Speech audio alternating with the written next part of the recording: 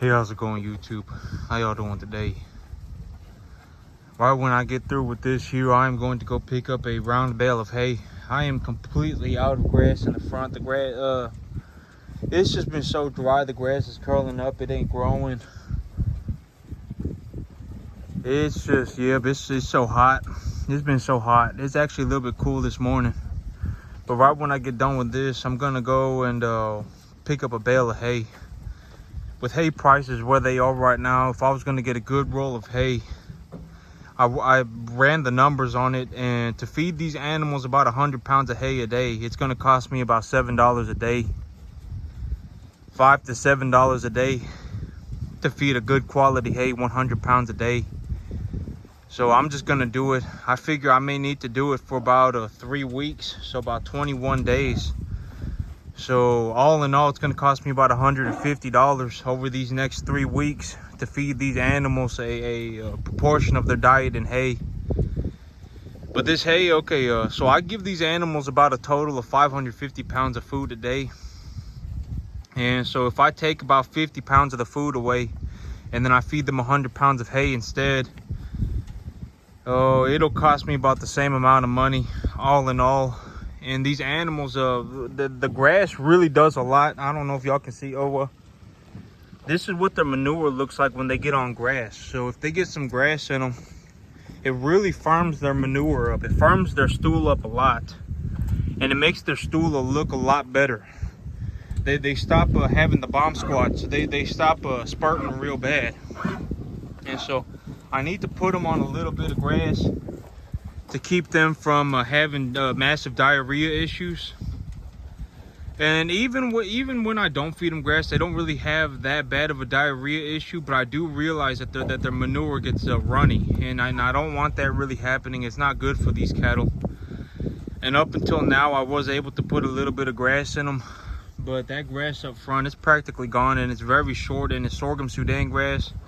And I don't really want them chewing on it when it's curling up and it's that short.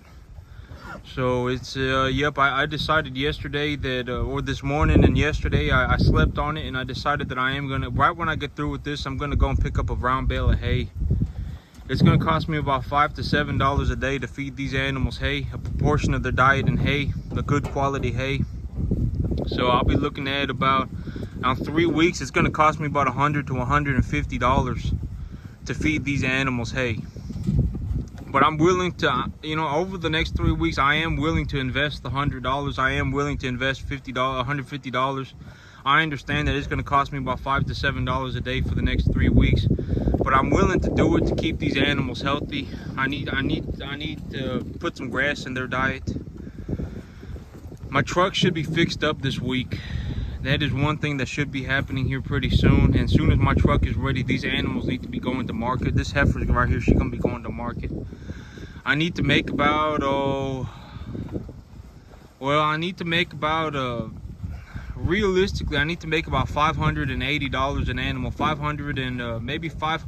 Well, it's somewhere between $570 to $610 an animal to break even as of right now. And these animals, some of these animals, they're gonna sell for, I would anticipate that some of these animals, they're gonna go for over $1,000.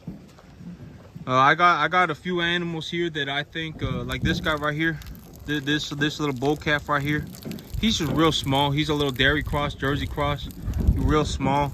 I don't think I'm gonna get much from him, but that's okay. I got a few animals like that. I got 2 or 3 animals like that where I'm like, I don't think I'm gonna get much for him or her. But a majority of these calves, I should be able to more than break even. I should be making more than significantly more than $600 an animal. Like this calf right here, I would think I make more than $600 on him. This calf right here, I would think I make more than $600 on him. I'm not trying to push my luck, but this animal right here, I think I'm gonna make probably over $1,000. I would think. These beef master cattle, I got him and Buddy somewhere. He's over there. These beef master cattle, they're huge animals, but when they start looking too much Brahmin, when they start looking like they got too much ear on them, the price on them kind of goes down the drain. Like this guy right here, he's a beef master too, but he look a little bit, he got too much of an ear on him. And these little calves, I'm still gonna raise them for a little longer. These little black Angus heifer calves. And I am still debating right now where I'm going to get my calves from. I still need to figure that out. Am I going to buy them from the sale barn? Am I going to buy them from a lot buyer? I'll need to get that situated too. Because since last July, when I look at the information provided to me on a preconditioned calf sale from last July, oh, look at this animal pooping right now, looks very good. The animal manure right there looks very good. But these animals were on grass for about 2 hours yesterday. And it really fixes when they eat grass. It really it does a lot for their digestive system. But I was looking for I'm still looking around for calves, and you know, maybe I'd even buy these black Angus. But I did get kind of gimped out on this little one. They gave me the rancher gave me one real small calf, just a real small calf. He gave me one of them, and so. The others are just about fine. I mean, but the other calves, even the other calves, they seem a little bit small. And so, well, I mean, actually, no, they don't seem a little, I mean, they seem about right. He did give me one small one. But I wouldn't say that they look small. If an animal was like a 2.5 weight or something like that, I would know.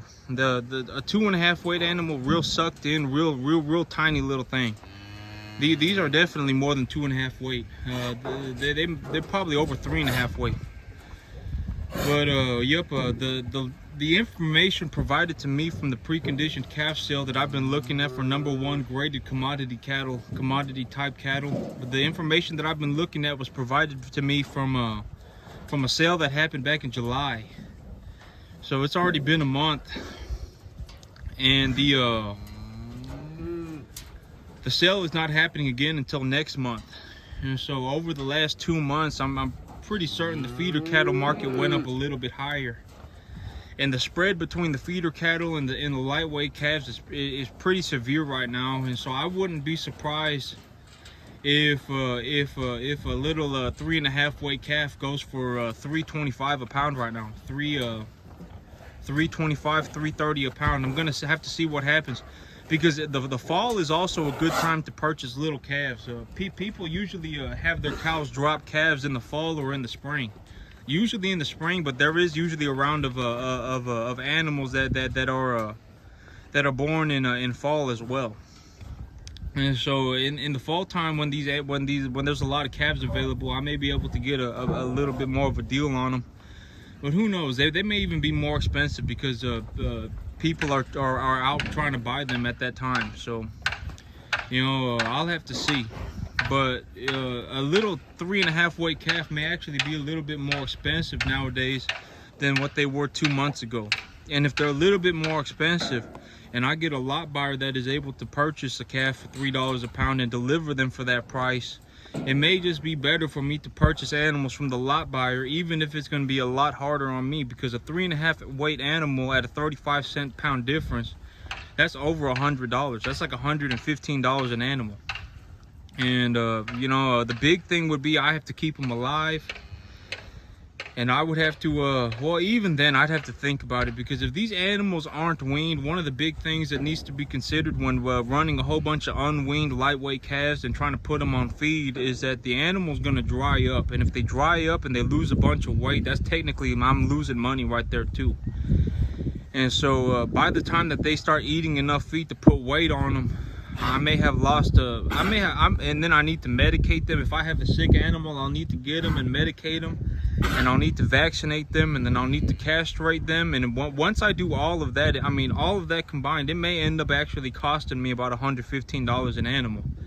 And then if I have an animal die because their weaning went poorly, if it was real hard on them to get weaned, and I have an animal die, and I paid I paid $3 for a 3.5 weight calf, I just lost like $1,000. You see what I'm saying? It's very, you know, once things get to the upper end, like once people actually try and perform at the very top level, it gets very, very, very risky. And you know, people could lose money very quickly. But that top level is also the only place where people can really make money. So you either got to perform extremely well and make money, or you're gonna end up losing a lot of money. That's the name of the game, though. You know, don't hate the game. You know, don't hate the player, right? I mean, you know, it's up to the individual in a lot of things. Trying to be the best at anything is almost impossible, and very, very, very few people succeed. But I mean, it just is what it is. If it was easy, everybody would do it, right? And so I gotta get a few things figured out.